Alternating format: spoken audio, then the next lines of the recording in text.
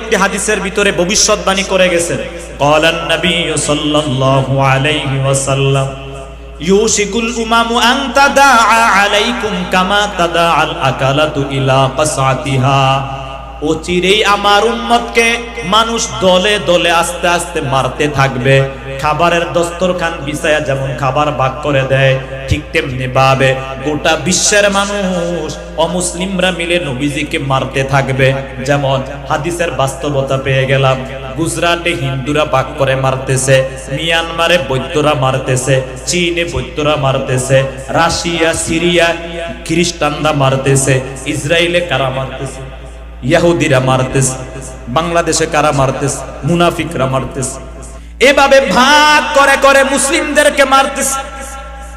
আজকে মসজিদে আকসার বারান্দা থেকে 8 বছরের 10 বছরের বাচ্চা বলতেছে,